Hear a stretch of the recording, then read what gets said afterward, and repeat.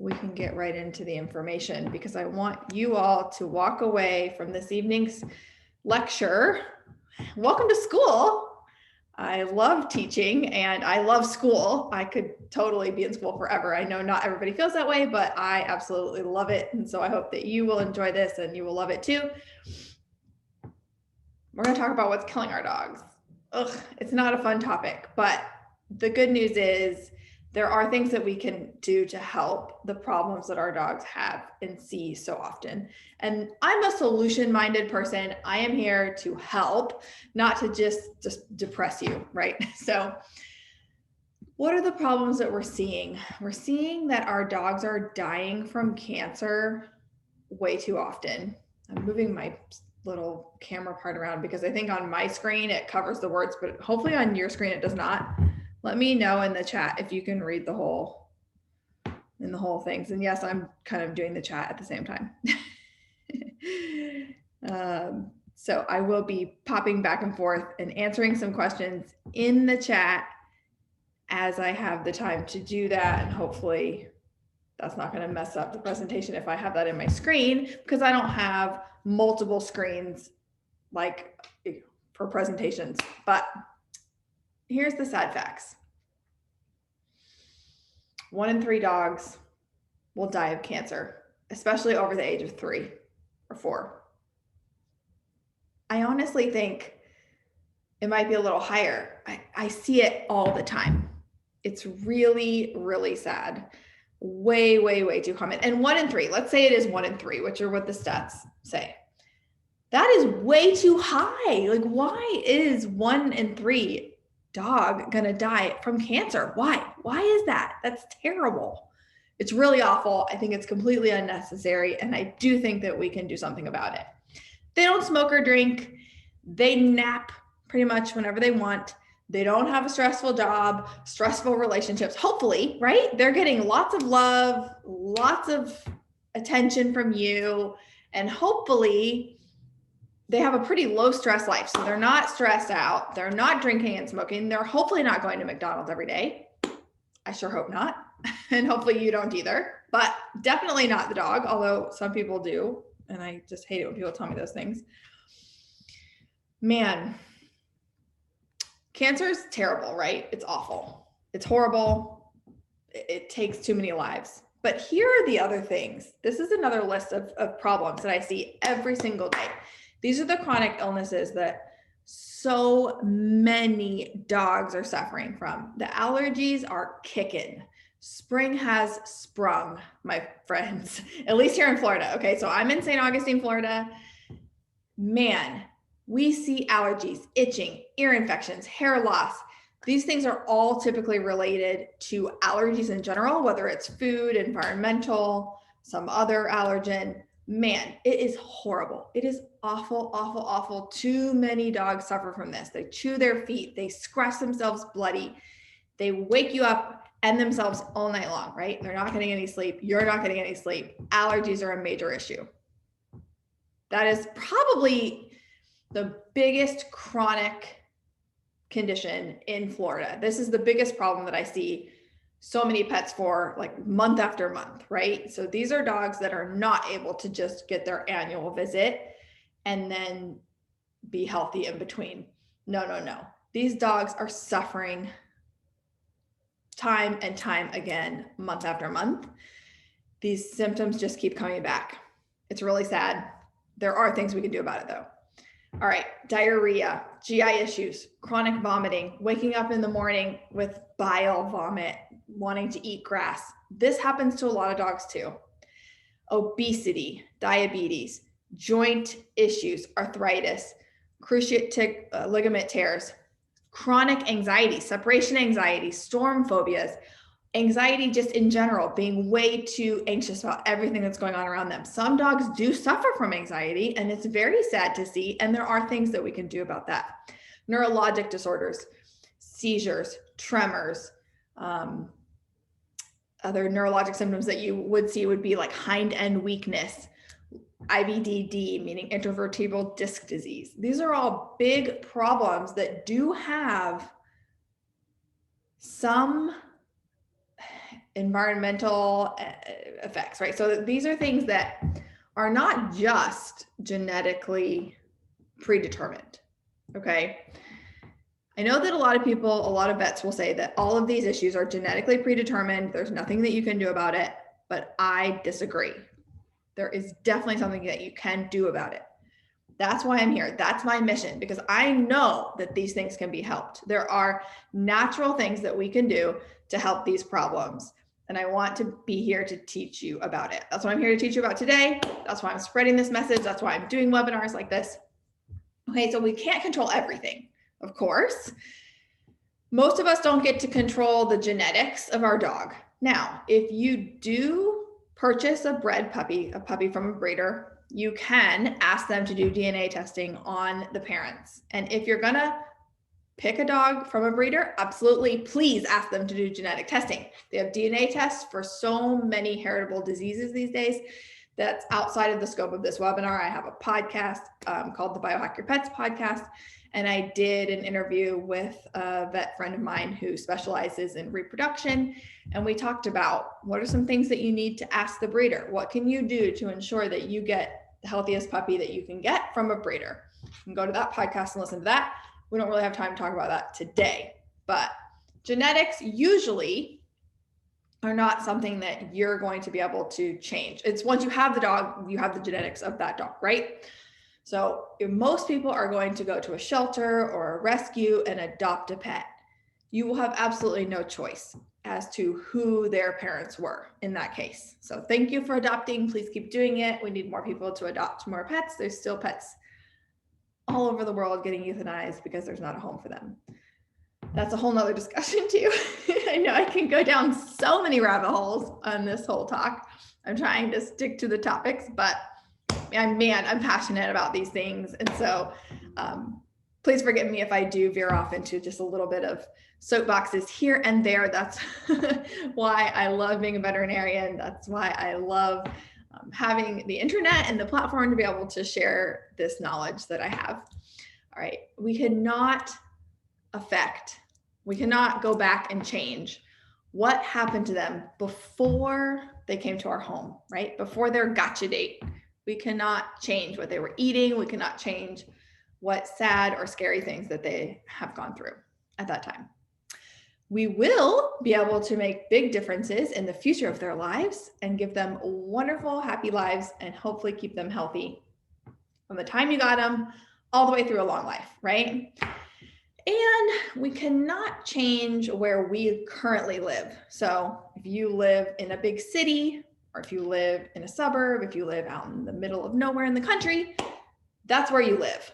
And we're not going to talk about changing those things today, but you can change some of the things that you use in your home. And that's a whole nother discussion too. I won't be touching on that too much, but where you live, air quality, those sorts of things, some of those things that you can't really change. If you have certain types of grass growing in your yard that your dog is allergic to, I always tell clients, it's really difficult to change where you live, right? You can't help the trees that grow around your house. You can't help the pollen that's going to be spreading all over here in Florida right now. Our cars are yellow. We can't change that. We live in Florida. We're not moving anytime soon. So our dogs are going to be exposed to the grass that's in our yard, the trees, the flowers, the weeds, everything that's blooming. That's just going to be there. We can't do anything about it. But what we can do, that's what we really want to talk about, right? So again, where you live is outside of the scope of this webinar. It does make a difference. So just be cognizant of that. You can't change everything right away. I'm gonna introduce myself really quickly. I'm in St. Augustine, Florida, and I would love to see in the chat if you could put where you're from. So everybody who's here, if you want to just say, oh, hi from Canada. Yes, thank you, Anne. Thank you for being here. Appreciate you so much. Houston, Texas. Hey, Chris. Love you. Thank you for being here too. Indiana, awesome. I used to live in Indiana. I love Southern Indiana. I used to live in Nashville. It's a really sweet little artist colony town. And I live in St. Augustine, Florida now, which is very much an artist colony type town as well. It's a little seaside. It's supposed to be the oldest city. I don't know if that's really true or not, but it's beautiful here. I am certified in food therapy, and we're not going to get into specifics of the energetics of food today, but that is something that I utilize in my house call practice here in St. Augustine, Florida. I use the different energetics of specific foods to treat diseases. So it's really interesting. I probably will do some webinars on that specific topic because it's so cool to see dogs change just from the food. I love using food as medicine because it's something that we do every single day, right? It's just like they have to eat, we have to eat. So the fact that we can utilize food as medicine to actually treat them and not have to have a new medication, like another prescription, is freaking cool. I just love it. So I do acupuncture. I have a house call practice in St. Augustine, Florida. I also have 3 kids and a husband. My sons are 5, 6, and 12. So that's a little bit about me. Busy lady. But today I'm here to empower you. You will learn 3 areas that you need to focus on to improve your dog's health, reduce their cancer risk, and also just improve their overall skin quality, less allergies, less inflammation, less itises, right?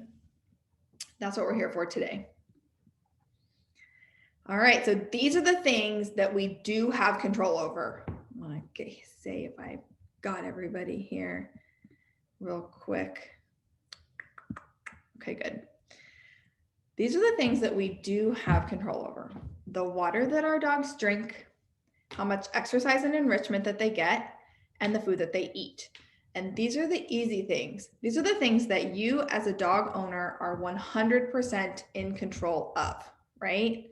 So you can't change their genetics, but there's a new field of study called epigenetics, and I freaking love it. It's so fun, and I can't wait for more studies to come out. I just love that we now know our genes do not determine every single thing that's going to happen to us and our health and our longevity. Absolutely not. Yes, you may be prone to diabetes. You may be prone to this or that type of cancer. You may have a family history of it. You may be more likely to develop it, but it is not a death sentence. It is not a guarantee. And the same goes for our dogs. We're learning that the water that we drink, the chemicals that we're exposed to, the foods that we eat, how much stress we have, just so many different little factors, right? The air quality, all the things are going to affect which genes are expressed in our DNA. Some are downregulated and some are upregulated. And the genes that produce different chemicals, different proteins that tell our body what to do next. Do we need to fight off a disease? Do we need to release histamine because there's too much of an allergen and our body needs to be expelling, sneezing, coughing? Get rid of this stuff, get it out of your body, right? Your body can sometimes overreact. Some people are prone to allergies. My husband, terrible allergies. Me, very blessed, no allergies. And I know some of that is genetic. That being said, you have to work with the individual case and figure out what is going to trigger that additional histamine release.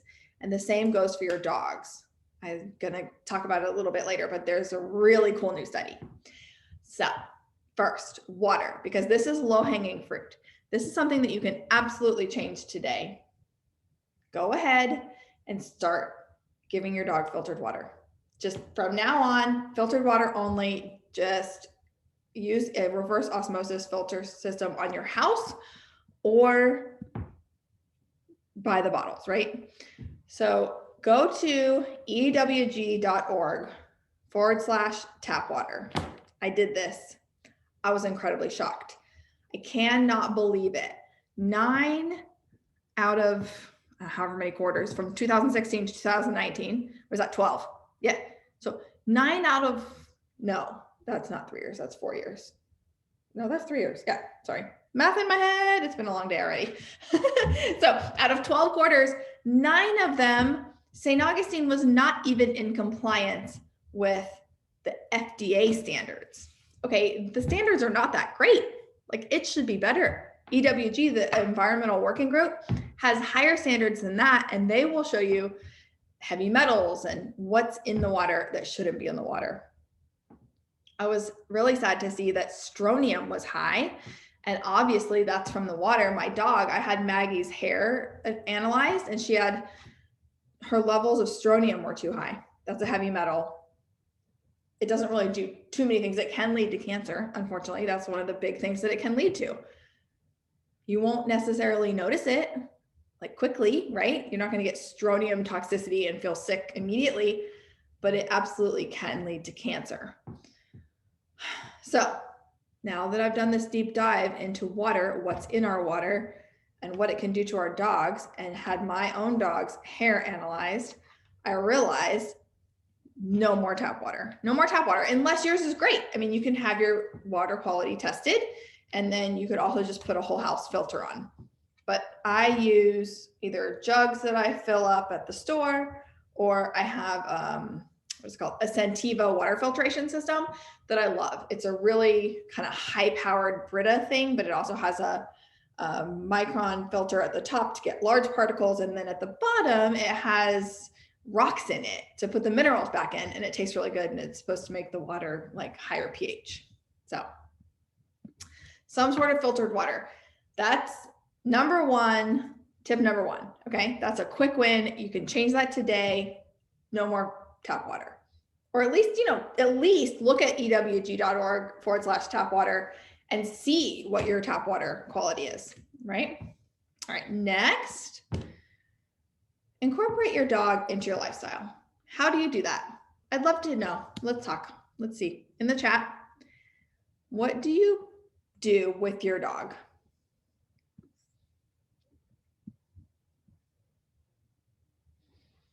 Walks. Yes, walking is so good for everybody. Yes, more walking in nature. Look at this little dog on the beach. Oh my goodness. Oh, Houston water. I know, big cities. Walks on the bayou. I love that. Yeah, big cities are harder. I know, Las Vegas, the water in Las Vegas, I saw the report on that, and it was just like full of hormonal birth control. I mean, just like so much stuff that you do not want your dog to be drinking. Tennis ball play. Yes, yes, this is good for everybody. We all need more exercise. However, we can get that exercise for our dogs. Most dogs, little dogs, need a little bit less exercise, and they can get more exercise in the house. Larger dogs, they have to work up to it, but they really could be doing 3 to 5 miles jogs every single day, right?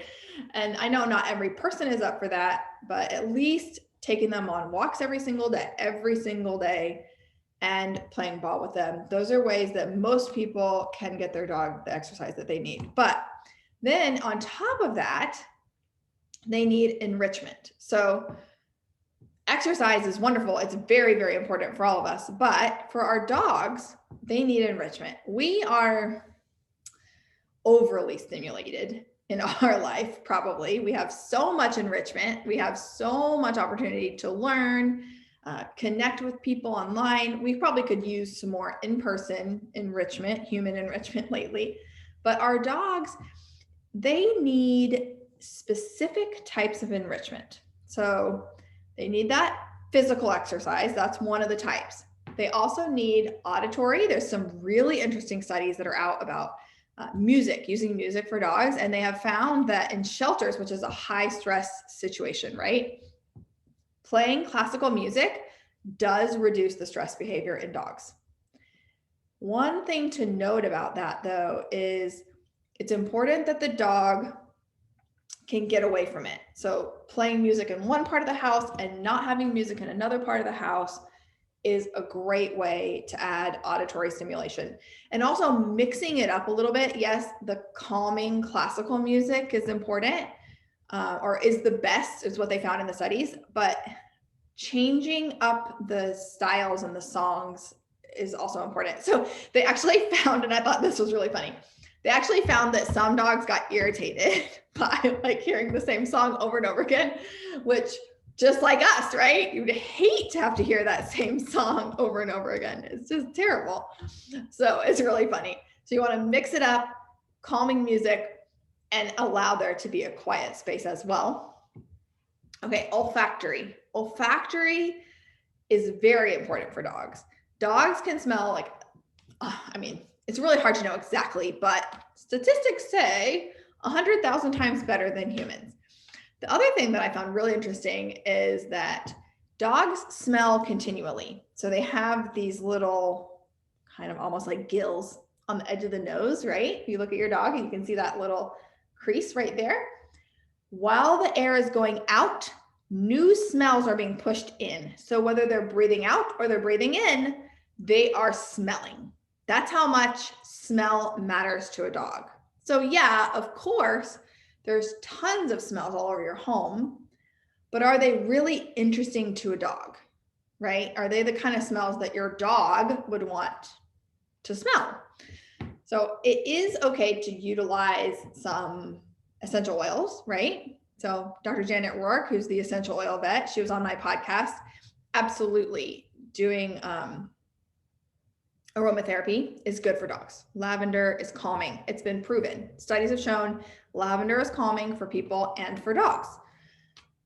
But they would really like to be smelling like some like ducks or deer pee or like something like that, right? So yuck, but there are ways that you can get animal smells. I know it sounds disgusting and you don't want to put deer pee in your house, that's for sure. I get it. But there are definitely ways that you can get different smells for dogs and hide them in toilet paper rolls or, just picking up different scents with, I think toilet paper rolls is one of the ways that people do this the most, where they'll actually spray in. They might go to like a hunting store and they'd get some of that smell and they'd spray it in there and they'd spread them around the house so that the dog can go find these different smells. I haven't gone that far myself with my dogs, but it's a really cool idea. I love it. So different foods are the ways that I typically go about it because, I'm all about dog food, right? Or fresh food for dogs. And so I like to be cooking a variety of things and also utilizing food treats in a variety of ways, like puzzle toys and things like that. And then visual. Of course, visual is very important. So if they have a place that they can watch out the window or dog TV, anyone? Does anybody use dog TV? I would love to hear anybody using dog TV. Do your dogs watch TV? I actually, okay, this is kind of sad, but I had a patient just the other day. It was end of life, bone tumor, but they had dog TV on and he was into it. He was laying there, he couldn't really walk anymore, but he was watching that deer. He was watching that deer go across. And then as he became sedated, it was almost like, I don't know, he was seeing two deer, but we had to turn it off because he was so focused on that TV and we wanted him to just relax and calm down. But it was really neat for me to see, and I've seen other dogs enjoy dog TV. I've seen other dogs do it too, but that just happened. That was a couple days ago, and man, he was so into it. It's really cool. And it was actually kind of relaxing because of the sounds that they were playing. It was just nature sounds, and there would be deer and turkeys walking by. And this Rottweiler, he was really enjoying that. So yes, dog TV, that's a visual way to add in enrichment for your dogs. And then of course the Kongs, everybody talks about Kongs, right? You can fill the Kongs with so many different fun, different foods. I like to use peanut butter, whole Greek yogurt, pumpkin, fill that with different berries, vegetables, and meats. If you're going to be feeding kibble, these puzzle games and the Kongs are a really good way to do that. If you're using canned and kibble food, obviously you don't want to put canned food in your puzzle. I like to use little pieces of freeze-dried meats because they have this brand called Pure Bites that I can get at the pet supermarket or Petco, all those places. And those are really clean and easy treats to put in the puzzle feeders. Kongs, you could use the canned food and the kibble. And it's good to, it's really not the best to feed them frozen foods, but you can feed them frozen foods, especially in the summer here in Florida. Sometimes they really enjoy having that cool treat. So you can put your Kong in the freezer and that actually makes it last longer. So that's why we do that. But if you're going to be feeding kibble, putting it into the Kong with some other kind of wet food, either yogurt, pumpkin, dog food, peanut butter, like that. And that gives them a little bit more to do with the food rather than just scarf it down. And it makes it more enriching for them. It slows them down and gives their mind something to do too. There's even a video game system for dogs. I have a dog trainer friend here in St. Augustine who has it. And I can't remember what it's called, but look it up. So has your dog played video games? Probably not. If you haven't used dog TV, then you probably haven't used dog video games. But I think it's really cool. And also the Furbo, like that camera that you can watch your dog that can spit out treats. There's just so many cool tools nowadays. I love all of this. It's fun. Enrichment is important to think about, though. A lot of our dogs are enjoying us being home a lot more right now. Well, not us. When I say us, not here in Florida, but all over the country right now. I joke about that. I know it's like not a funny joke, but it's weird. I know. I'm in Florida. Florida, crazy people, Florida. Texas is crazy too. Right, Chris? It's okay. We'll own it. So water, enrichment, exercise, and food. Okay. So these are the things that we have control over for our dog's health and longevity. Kibble is crap. I hate to say it. I mean, I don't hate to say it because it's the truth, but I realize that how you feed your dog has become like very controversial. If you want to start a bar fight, if you ever go to bars, which nobody does anymore, talk about feeding dogs. This is so controversial. I actually polled a vet group that I was on last weekend, because I wanted to know what my colleagues were thinking about food. And several of them said, if they made a human kibble, I'd eat it every day.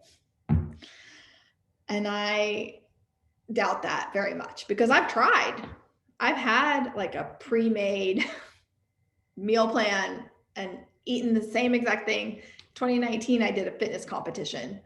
I'm very proud of myself, but man, eating like fish and green beans and salad and hard-boiled eggs and what else did I eat? I don't even, like taco salads. I mean, it was like a limited number of things that were all delicious. I enjoy those foods still to this day, but I don't want to eat like fish and green beans every single day for weeks and months on end, even though it's a totally healthy meal and grilled chicken and broccoli. You know, that's what the bodybuilder food is, right? And it's just like, yes, it's delicious. I love broccoli. It's one of my favorite foods, but do I want to eat it every single day? No. Now I realize our dogs are not as picky as us. They don't have the psychological aspect to food and all of those things. But when these vets say that they would eat a human kibble if they made it complete and balanced, that's a lie. They also are really big on the feeding trials, and like they don't think that kibble is a problem. They think that the processing makes it better, which I wholeheartedly disagree.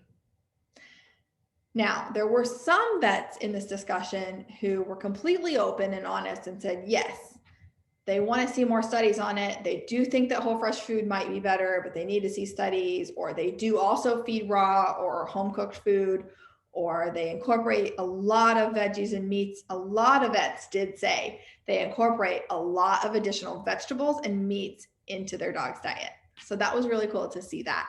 So they know we're learning. Our whole industry, veterinarians as a whole, are learning little by little, but so many of us are very much focused on the research. And unfortunately, the pet food companies are the ones who do canine nutrition research. At this time, it's the only research that's being done for the most part, because that's where the money is, right? It just is what it is.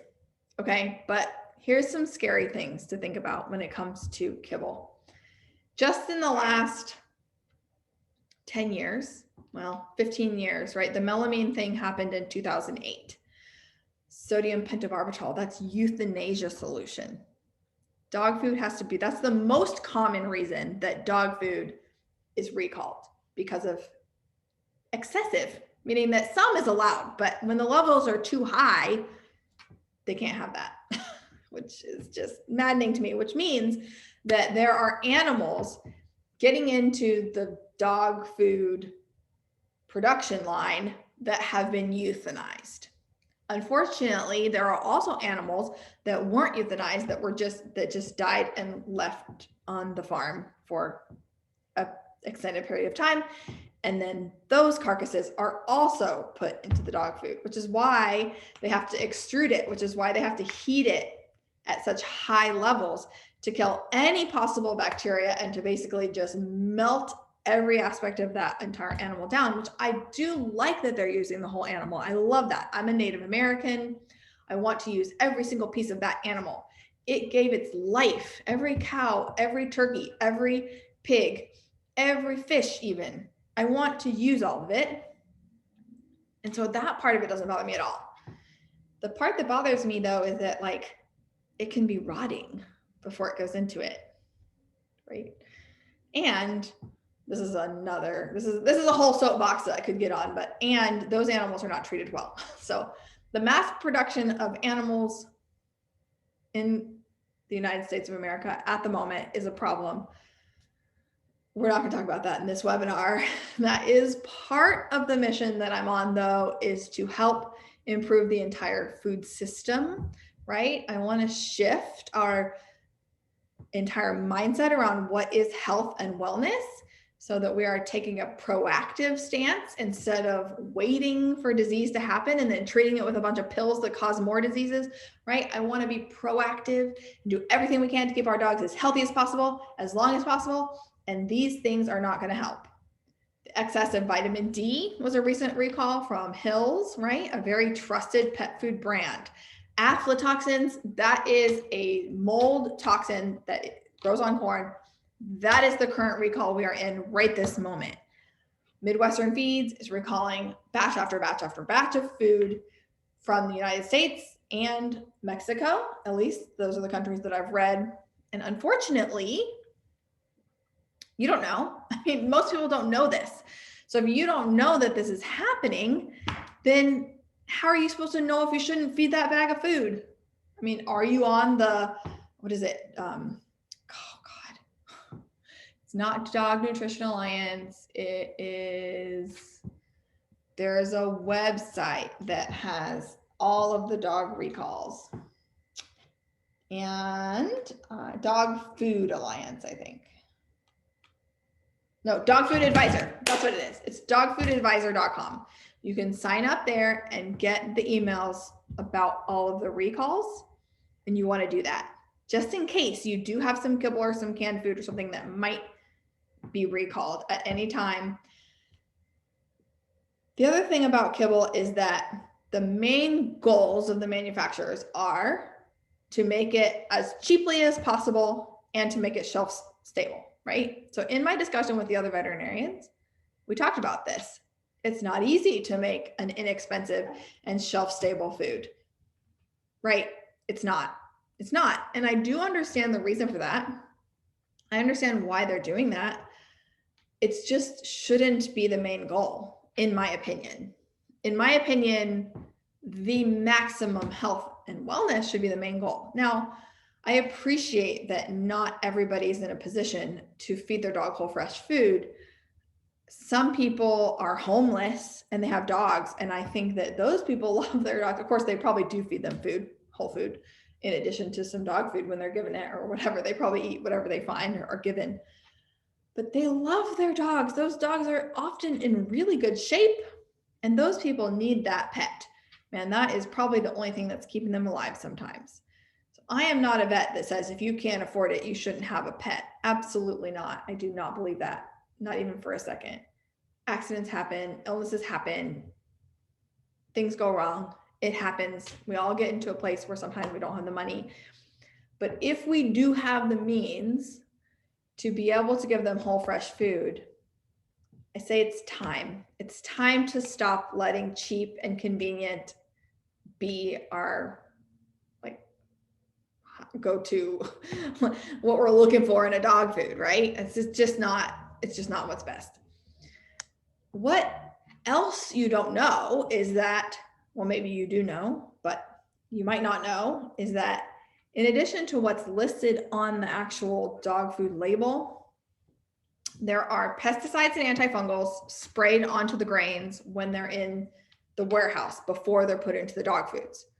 Not to mention the pesticides that are sprayed onto the grains before they're actually harvested, like the incredibly high levels of glyphosate, which are found in higher levels than ever in our dogs' urine and blood samples. Oh my God, it's so scary. So glyphosate is Roundup, right? We know it's linked to cancer. We now know this to be 100% true.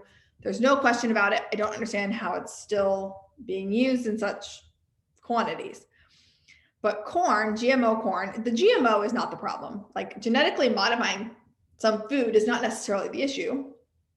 It's the genetic modification that they've done to the grains, the corn, the wheat, and the soy. They're genetically modified to be able to spray a lot more Roundup on them. So they're actually called Roundup ready crops. And that means that they just can spray so much more on it. They spray more on it so they don't have to do it as often. And so they don't have to deal with the weeds around their crops, which will reduce the output of the crop. Listen, I love our farmers. I know it's really hard work. It's very important to have farmers. Thank you, thank you, thank you to all you farmers. And I'm not criminalizing you. I understand this is just the way it is right now, but we have to do something about it. We have to change it. It's time. Okay, we don't need the high levels of glyphosate in our dog's food. We should not be spraying antifungals that are toxic to people in such high levels that Purina has criminal charges or lawsuits against them because of the workers, not because of what it's doing to the dogs, but because of the workers in the plants being overly exposed to these antifungal chemicals. Terrible. Anti-caking agents, even paint. So they needed to change the color. They just put paint in the dog food. What? Really? First of all, the dog doesn't care what color it is. I mean, you see the dog foods that are dyed red, right? Like in this little picture right here, you can even see some of those kibbles are red. Dogs can't see red.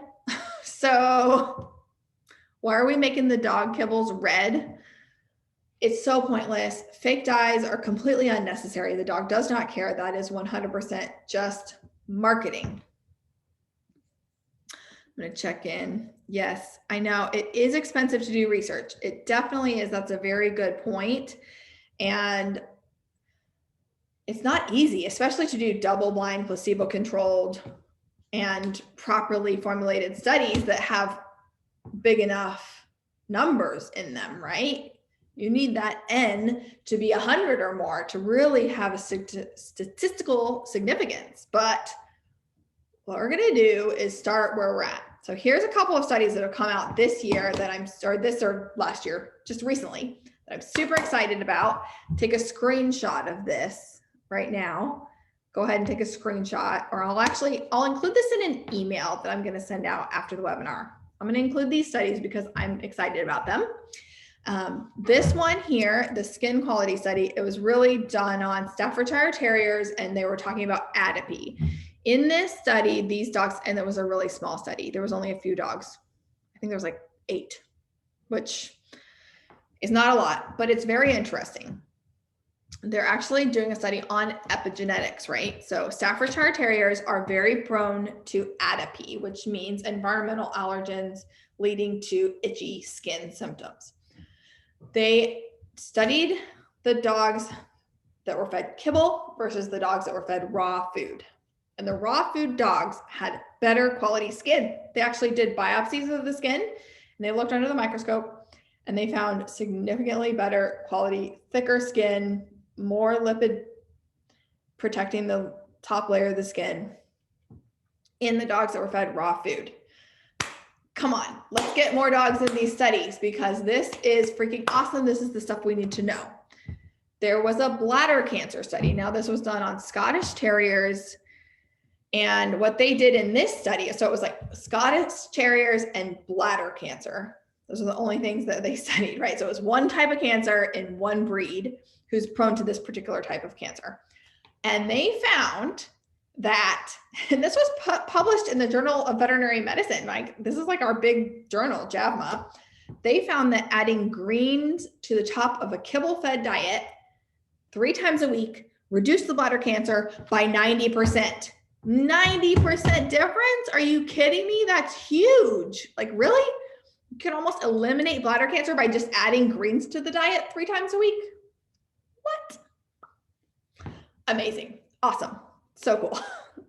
And then the other study that I wanted to highlight here is the poop quality and quantity study, which of course we have to talk about poop in veterinary medicine all the time, but you will have less poop, really good quality, and a different microbiome in home cooked and raw fed dogs. It's a little different between the home cooked and the raw fed dogs, and it's very different between those dogs and kibble fed dogs. Now, the different bacterial species that are growing in each strain, they weren't pathogenic bacteria. I know there is some study that says that if you feed raw, then you're going to have more pathogenic bacteria like Salmonella and E. coli.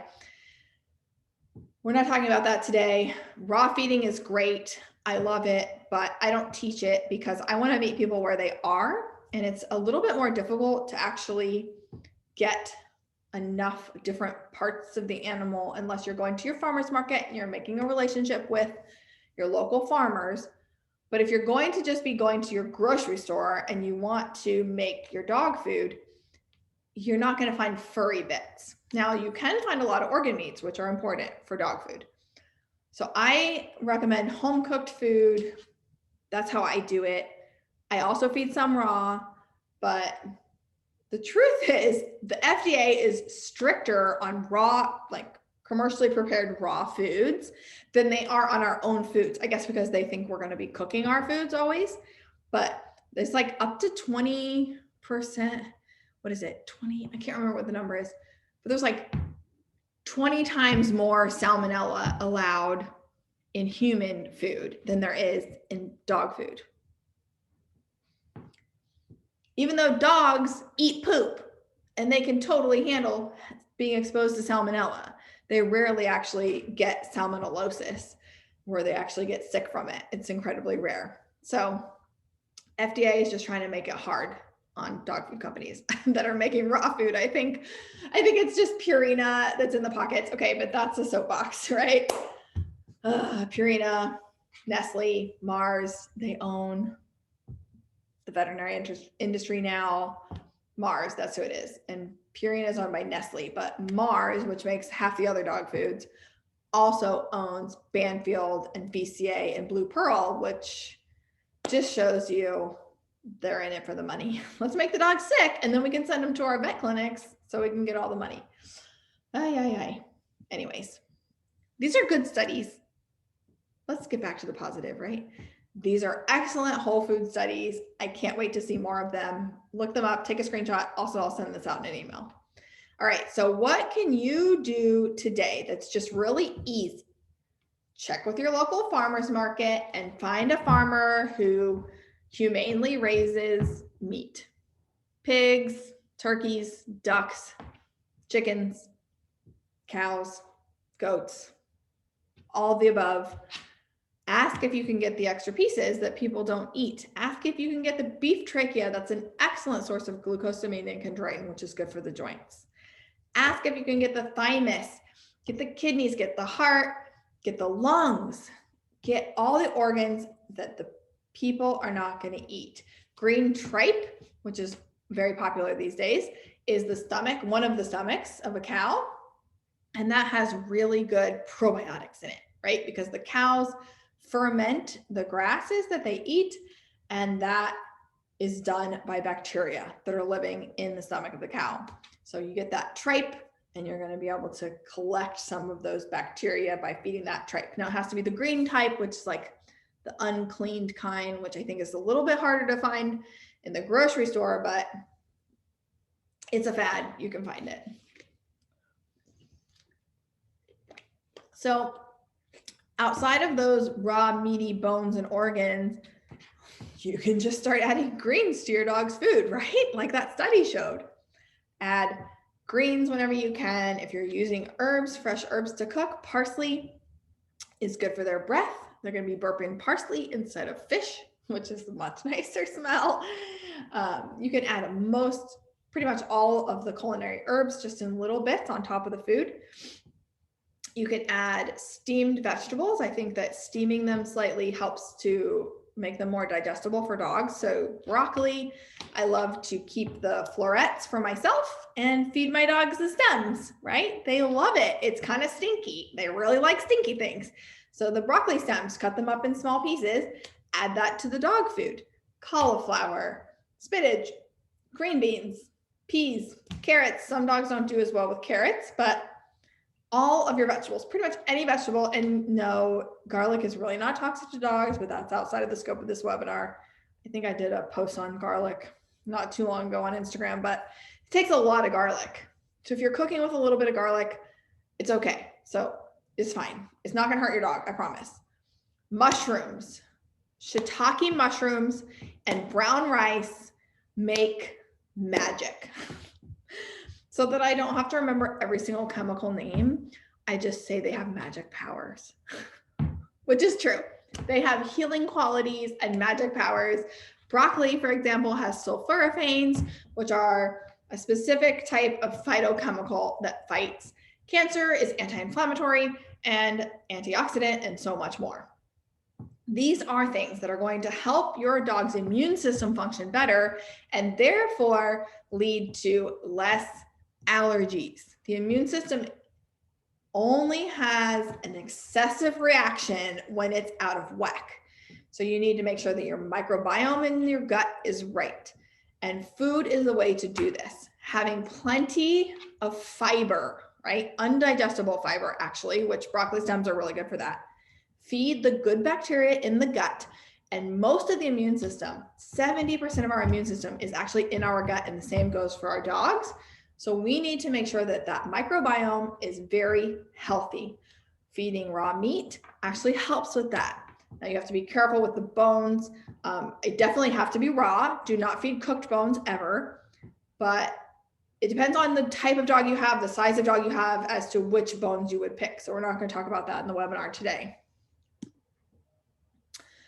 But if you want to know more about how to cook for your dog, I am going to be making a course. I am making a course. The first lesson is Friday. It's going to go out in email on Friday. So if you'd like to sign up for that course, I will teach you the basics that you need to know about canine nutrition, what's different between the dog's diet and ours, like what are the major differences, and also some more balancing nuances, just little things that you need to know to make home-cooked dog food that is perfect for your dog and will help you. I mean, I have had so many patients get off of medications, not have allergies anymore. My own dog also, she's allergic to chicken, but she also has springtime allergies, and she started to get a little bit of itchy. I'm like, okay, all home cooked diet. So listen, I have 3 kids. I do kind of a kibble, raw, home cooked mix. But when she's struggling, we're going straight back to whole fresh foods, because that is going to improve her skin quality and help me sleep at night so that she's not itching all the time. Plus she's 11. So at this point in her life, I'm just going to be completely doing the home cooked like forevermore, because I want her to live to be 20. I need her to live to be 20. What's the issue with cooked bones? Okay, so cooked bones will splinter. Julie says, I have a hard enough time with cooked beef liver for their food. I don't know if I can stand adding lungs. So lungs, I think, are less smelly than liver. Liver is this kind of like, yeah, it's really bloody. Liver is very bloody and gooey. Lungs are kind of like pink and frothy, almost like foam. It's not even, they're way less gross than liver actually. So you can do lungs, you can do it, I promise. If you can get a hold of them, they're not as gross to look at as a liver would be. So, and they definitely hopefully won't, they don't smell as bad. No, they don't smell as bad. Heart has a very unique, it's a bloody smell is what it is, right? So heart and liver are very bloody organs. The liver cleans the blood, but it's very, very nutritious. It's full of B vitamins, so many good vitamins and copper and vitamin D and A. So the liver is very nutritious, but you know, you can do it. You can do it. So yeah, the cooked bones, they will splinter. They're hard and they can break their teeth. The soft bones, the uncooked bones are just softer. They're soft. If you feed like a chicken wing, for example, those bones are basically cartilage. They're just like little flimsy things. And my favorite way to feed bones is to feed raw turkey necks, because those are little, the vertebrae in the neck, right? It's this little teeny thing and it's mostly cartilage, but they still chew it. And if you have a big dog and they swallowed it whole, they'd still digest it just fine. But if they get it in the side of their mouth and they really get chewing on it, then they're going to have the tendons and ligaments in between the vertebrae on the turkey necks getting in between their teeth and actually flossing the teeth. It's awesome. Feeding raw food, I think it's mostly because of the decreased carbohydrate content. You will get much better dental health. That has been proven, and I was shocked at how quickly it happened. The breath was sweet. The tartar came off the teeth. Even when I fed a commercially prepared raw food, which didn't have big bone chunks to chew on or anything, it was just completely ground up like a patty, still improved dental health like within a week. It was amazing. It was like, what happened? You went from having rotten fish smelling breath to like sweet, delicious smelling breath. But not every single dog can just have raw food, and it is a little bit more difficult to formulate those diets. And so that's why I kind of meet in the middle and I get the home cooked diets, because you can get everything that you need at the grocery store.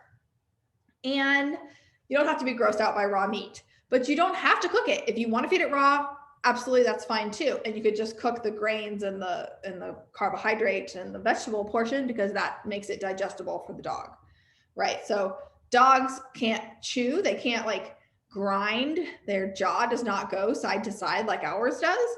So they can't grind grains. So you really do have to cook their grains pretty well. So like rice, quinoa, oats, they shouldn't be eating those things raw. Nobody should, obviously.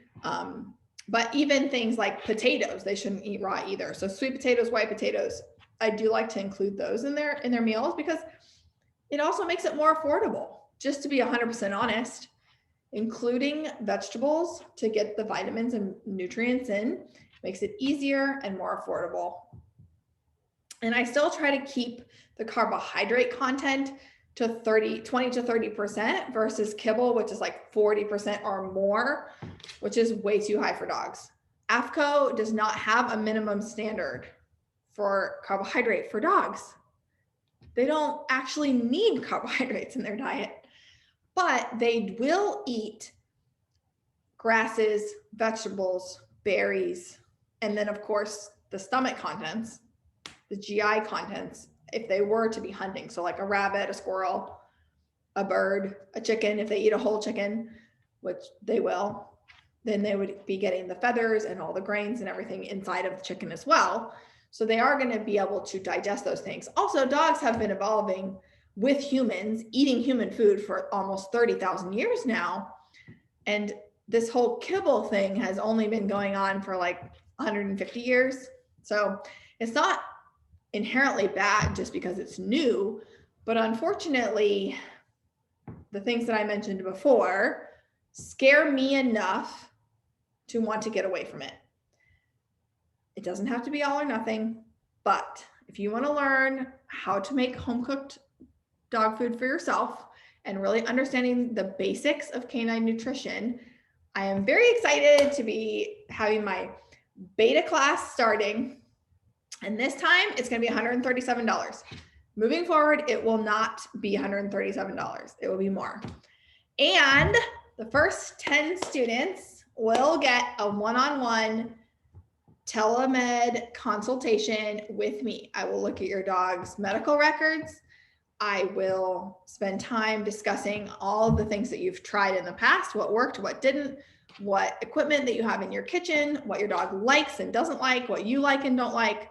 So this is a very valuable bonus. Normally it's $450 to do this with me. And so get it, because this is probably the only time that I'm gonna be offering this bonus. Yay, Anne, thank you. I'm gonna be sending out an email with the link to sign up for the course and be one of these first 10 students. And I'm looking forward to, also the other thing I'm gonna do is have a Facebook group, a private one just for the students in this course so that I can answer questions back and forth, right? So I wanna be there for support, and I appreciate your feedback so that I make it as clear as possible for you to understand and not put a lot of extra information in there that you don't really need or that's confusing or too medical doctory terminology. I want to make it as clear as possible. I'm usually pretty good at using what we call layman's terminology, but I also understand that people want to know the medical terms too. People want to know the science behind what they're doing. People want to understand all the details, maybe not all the details, but at least the overarching overview. And there's no reason why we as dog owners can't understand the slight differences between a human's diet and a dog's diet and start feeding them whole fresh food. People have been doing it for a very long time, and I know sometimes it was done wrong. It's still being done wrong in some cases. I've seen dogs that are living on Beggin strips. I've seen dogs that are living on milk bones. I've seen dogs that are living on literally just chicken and rice for years on end. They do it. They don't die somehow, some way, but it is not what's best for them. And I know that you are here because you love your dog and you are 100% committed and totally capable of cooking for them sometimes, even if it's not all the time. The course will also include some already done for you recipes as well. So right away from the beginning, you're going to get a couple of recipes that I have already created. And I know some of you already have them through my YouTube channel. So you're going to get those if you haven't gotten them already. And also some special ones just for the people in the course. So I'm excited. Thank you very much for being here tonight. If you have any other questions right now for me, please put them in the chat. I would love to answer them. Thank you, Anne. You're awesome. Thank you, Chris. Thank you, thank you, thank you. I don't know what time it is. Oh, perfect. We've been right at an hour. So, okay. If there's no more questions about what we talked about today, thank you, Julie. Thank you for being here. Look forward to emails from me, and I look forward to talking to you all soon. Bye.